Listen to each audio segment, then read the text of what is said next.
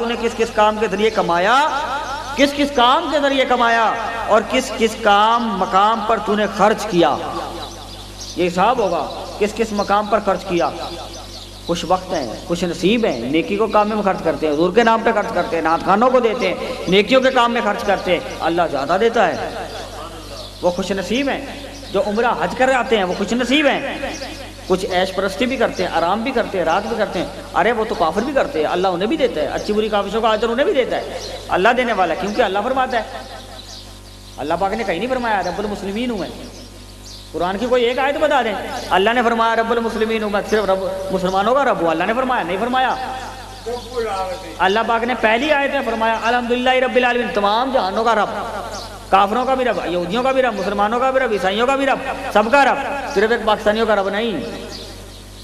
پھر فرمایا کیا کہ مولا تو کرتا کیا ہے؟ کرتا ہے. اللہ پاک نے فرمایا وَهُوَ الْغَفُورُ الْوَدُودُ، میں رحم کرتا ہوں اور محبت کرتا ہوں. کس سے؟ جس کو پیدا کیا. وَهُوَ الْغَفُورُ الْوَدُودُ، ودود کا معنی ہے محبت کرنے والا. کس سے محبت کرتا ہے؟ مولا تو کس سے محبت کرتا ہے؟ فرمایا کس کے لیے رحم ہے، کس کے لیے رحیم ہے؟ فرمایا جس کو پیدا کیا. صرف مجھے پیدا کیا، آپ کو پیدا کیا؟ نہیں، ساروں کو پیدا کیا. جو بتوں کی پوجا کرتے ہیں انہیں بھی رزق ملتا ہے، ان کو بھی اولاد ملتی ہے، ان کو بیٹے ملتے ہیں، ان کو بیٹیاں ملتی ہیں. وہ بھی جیتتے ہیں، آپ سے بھی جیتتے ہیں. ٹھیک ہے نا، ٹھیک ہے نا. ان کی محنتوں کا بھی اجر دیتا ہے، سب کچھ دیتا ہے، رب دیتا ہے، کیونکہ اس نے پیدا کیا ہے.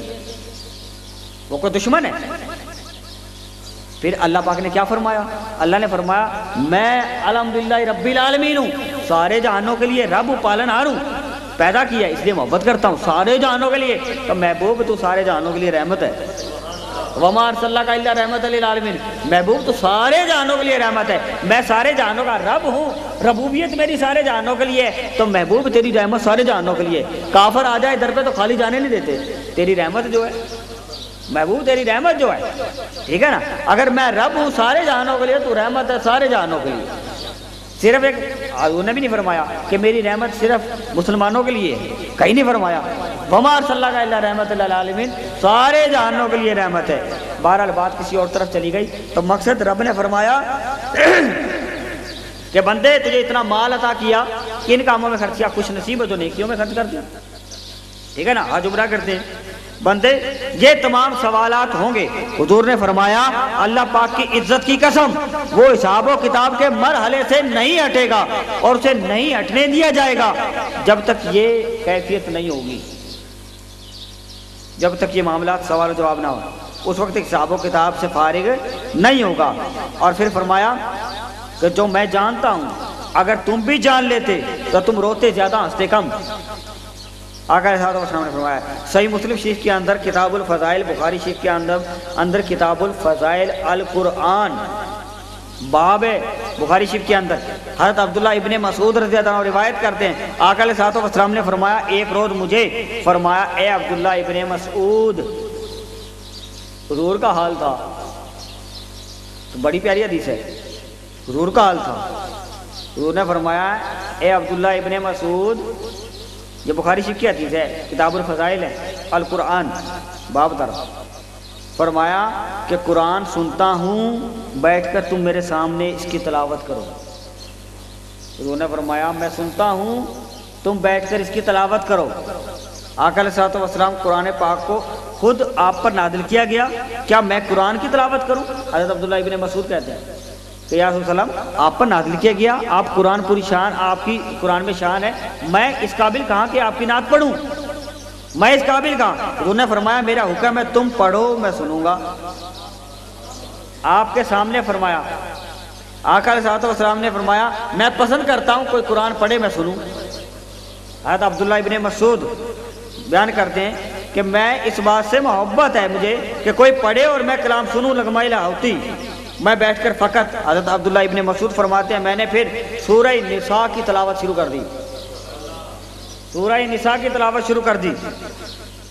ابھی کرتا رہا جب اس آیت پر پہنچا اس کا ترجمہ سناتا ہوں کہ قیامت کے دن کیا عالم ہوگا. سورہ نساء کے اندر ہے اللہ پاک نے فرمایا قیامت کے دن کیا عالم ہوگا جب ہر امت میں سے اس امت کا نبی بطور گواہ لائیں گے اور اے میرے حبیب مکرم اللہ پاک نے فرمایا اے میرے حبیب مکرم آپ کو سب امتوں سب انبیاء پر گواہ لایا جائے گا۔ جب یہ آیت اتری تو اچانک میں تلاوت کر رہا تھا، حضرت عبداللہ ابن مسعود فرماتے ہیں آقا علیہ الصلوۃ والسلام کی زبان مبارک سے آواز بلند ہوئی، فرمایا حضرت عبداللہ ابن مسعود بس کافی ہے، بس کافی ہے، بہت ہو گیا۔ حضرت عبداللہ ابن مسعود فرماتے ہیں کہ میں مست تلاوت میں مگن تھا، مجھے سنائی نہ دیا۔ حضور نے پھر فرمایا عبداللہ ابن مسعود بس کافی ہے، بہت ہوا۔ یہ کلمہ سن کر میں نے جو آنکھ کھولی وہ حلق سے نہیں پڑھتے تھے، دل سے پڑھتے تھے، دھوکہ نہیں کرتے تھے، حقیقت محبت سے پڑھتے تھے۔ آقا علیہ الصلوۃ والسلام کی طرف جو دیکھا تو آپ کی چشمان مبارک سے چھم چھم آنسو رواں تھے، ایک عجیب کیفیت تھی، آنسوؤں کی کیفیت تھی، اور اس پر کس پر؟ اللہ کے لطف و کرم پر، حضور پر اللہ کے لطف و کرم کی ایک عجیب کیفیت تھی کہ آپ کی چشمان مبارک سے آنسو رواں تھے، آنسوؤں کا سیلاب جاری تھا۔ حضرت عبداللہ ابن مسعود فرماتے ہیں کہ وہ لمحات وہ منظر ایسے آ گئے کہ ہم زندگی بھر نہیں بلا سکے۔ ادھر آقا تھے، ادھر غلام تھا، وہ تلاوت کر رہے تھے، آقا کی شان بیان کر رہے تھے اور آقا روتے جاتے تھے۔ حدیث پاک میں جامع ترمذی فضائل الجہاد، جامع ترمذی کی حضرت ابو ہریرہ رضی اللہ عنہ سے روایت ہے۔ اب بات آ جائے گی سفر کرنے والے، 11ویں شب پہ آنے والے، اور حضور سیدنا غوث اعظم کی محفل میں آنے والے، حضور کے ذکر میں آنے والے، محفل میلاد میں آنے والے، عرس پہ آنے والے، عید میلاد النبی پہ آنے والے، آستانے پہ باقاعدہ حاضری دینے والے احسان نہیں کرتے، کیا کرتے ہیں؟ سنیے، حدیث پاک ہے، جامع ترمذی شریف کے اندر حدیث ہے، حضرت ابو ہریرہ رضی اللہ عنہ روایت کرتے ہیں آقا علیہ الصلوۃ والسلام نے فرمایا جس شخص کی آنکھ اللہ کے خوف اور خشیت میں روئی، دوزخ کی آگ اس کو کبھی بھی مس نہیں کر سکتی، حضور نے فرمایا۔ دوسرا فرمایا کہ اللہ کی راہ میں چلنے والے جب چلتے ہیں تو ان کے چلنے سے جو غبار اٹھتا ہے، جس کے سر اور چہرے پر وہ غبار پڑا، وہ غبار دوزخ کی آگ کا دھواں، اور یہ دو اکٹھے نہیں ہو سکتے۔ کس کے لیے فرمایا؟ یہ بات سمجھنا میں کس طرف لے کر جا رہا ہوں آپ کو۔ یہ فرمایا کہ دو عمل اپنا لیں تو بندہ اپنی زندگی میں کامیاب ہو سکتا ہے۔ وہ کون سے دو عمل ہیں؟ ایک اللہ پاک کی راہ میں سفر کرنے والے، آپ نے اللہ پاک کی راہ میں سفر کیا ہے، اللہ پاک کی راہ میں سفر کیا ہے نا، اب جہاد پہ جانا، کہیں لڑنا جا گئے، یہ اللہ پاک کی راہ پہ سفر ہے، اللہ اس کے رسول کی باتیں سننے کے لیے گھر سے آ گئے، کہاں سے چل کے آ گئے، سفر کی تکلیفیں تو ہوئی ہیں نا، ٹھیک ہے نا، سفر کی تکلیفیں، تھکاوٹ، کھانا پینا، حاجت پیشاب، ساری گھر بار چھوڑنا، بیٹھنا، کاروبار چھوڑنا، سب تکلیفیں ہی ہیں نا، ٹھیک ہے نا۔ تو فرمایا حضور نے کہ جس شخص کی آنکھ اللہ کے خوف میں روئی اس کو دوزخ کی آگ مس نہیں کر سکتی۔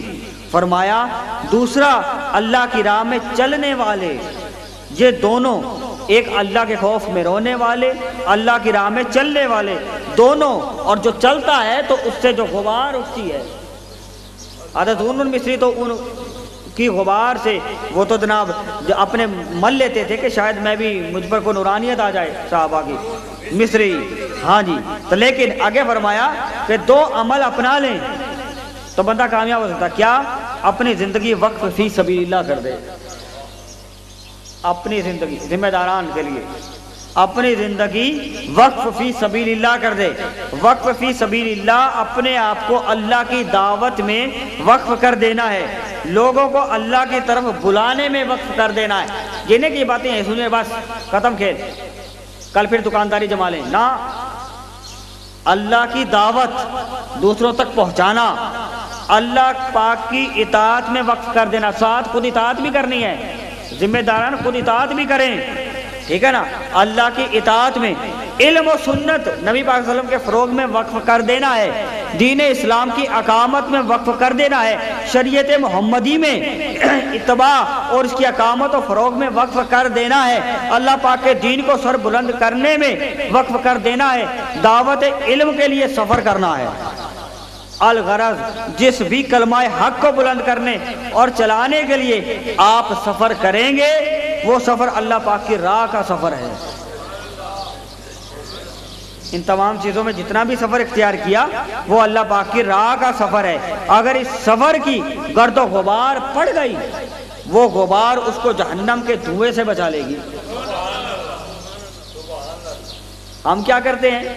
ہمارے تو پسند کی بسیں ہی کوئی نہیں،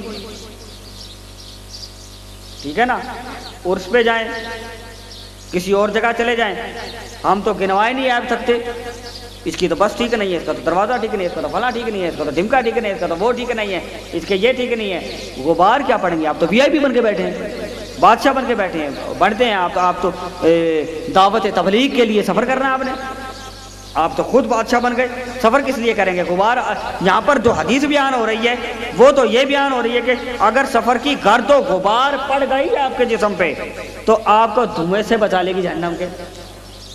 آپ کہتے ہیں کہ بس ہی پسند کی نہیں ہے، تو پھر کیسے گرد و غبار لیں گے؟ پھر تو ہیلی کاپٹر آئے گا تو بات بنے گی، پھر تو جہاز آئے گا تو بات بنے گی، پھر تو حدیث گئی اوپر سے، لکھ لیں اس حدیث کو، دوبارہ سن لینا، تنویر صاحب قلم بند کر رہے ہیں، ٹھیک ہے نا؟ تو بار بار سننا تاکہ سما جائے، دل کے اندر اتر جائے، رٹ لیں، دوسروں تک پہنچا دیں کہ سفر کی گرد و غبار، عرس مبارک بھی آئے گا، عید میلاد النبی بھی آئے گی، ابھی اپنا کیا شب برات پہ بھی جانا ہے، دیگر جیسے مل جائے، جے سونا دکھ وچ راضی سکھ نو چلے پاواں۔ آپ تو سکھ کو لینے چلے ہیں، سکھ تو قدموں میں ملنا ہے۔ اب بیچارے ان سے پوچھو نا، وہ بیچارے جو نان اے سی کے اندر ہیں، آج کل تو خرچہ اتنا ہے، مہنگائی ہے، سی این جی بند ہے، وہ ہڑتالیں ہیں، اور پتہ ہے پھر بھی بیچارے آئے بیٹھے ہیں خرچ کر کے، گھر سے خرچ کر کے آئے نا، آپ کو تو لوگ دیتے ہیں، آپ نخرے ملا دیں، ٹھیک ہے نا، یہ تو ذمہ داری ہے، ٹھیک ہے نا، اس لیے نہیں۔ گرد و غبار، وہ دون مصری تھے جو کہتے تھے کہ صحابہ کے اگر گرد و غبار ہمارے چہروں پر پڑ گئے ہیں تو میں سمجھوں گا کہ آج بھی مجھے ان کی وہ نورانیت نظر آ رہی ہے۔ آپ پچھلے وقتوں کو بھول گئے، آپ کو کوئی نورانیت نظر نہیں آ رہی، ٹھیک ہے نا، جب تک تو اس لیے وہ آج حال کیا ہو گیا ہے، کس منہ سے تم کو منزل مقصود چاہیے؟ کسی نے بات کی؟ کس منہ سے تم کو منزل مقصود چاہیے کہ دین دین کرتے ہو اور سود چاہیے، ایمان کو بھی تم نے تماشا بنا لیا ہے، مطلب کا دین مرضی کا معبود چاہیے۔ سو گئے؟ کس منہ سے تم کو منزل مقصود چاہیے، سبحان اللہ نہیں کہنی، استغفر اللہ، کس منہ سے تم کو منزل مقصود چاہیے کہ دین دین کرتے ہو اور سود چاہیے، ایمان کو بھی تم نے تماشا بنا لیا، مطلب کا دین مرضی کا معبود چاہیے۔ حضرت مجدد الف ثانی رحمۃ اللہ تعالی علیہ، وقت زیادہ تو نہیں ہو گیا، حضرت مجدد الف ثانی رحمۃ اللہ تعالی علیہ وقت کے بڑے مجدد تھے، اپنے سلسلے کے بڑے پیشوا تھے، ٹھیک ہے نا، بہت بڑے بزرگ تھے، ہمارے سلسلہ نقشبندیہ کے، ٹھیک ہے، بات چلی گئی، بڑی آگے جا رہی ہے لیکن اچھی طرف جا رہی ہے، اللہ کرے سیکھیں۔ تاکہ کیا حضرت مجدد الف ثانی رحمۃ اللہ تعالی علیہ جس وقت اپنے وہ تو علم تبلیغ کے لیے، فروغ کے لیے وقت کر دی انہوں نے، ساری زندگی فی سبیل اللہ، اللہ کے دین کے لیے، سنت مصطفیٰ کے لیے انہوں نے وقت کر دی، کہ ہمارے سلسلے کے بہت بڑے بزرگ سے حضرت مجدد الف ثانی رحمۃ اللہ تعالی علیہ، انہوں نے وقت کر دی زندگی اس سنت کے لیے، ہمارے دین کے لیے۔ پھر کیا تھا، ایک مرتبہ آپ مسجد میں نماز پڑھ رہے تھے، حضرت مجدد الف ثانی رحمۃ اللہ تعالی مسجد میں نماز پڑھ رہے تھے، نماز پڑھتے پڑھتے آپ نماز سے فارغ ہوئے، چلے، زندگی میں کبھی بھی آپ نے سنت کے خلاف کوئی قدم نہ اٹھایا، سنت مصطفیٰ کے خلاف کبھی کوئی قدم نہ اٹھایا۔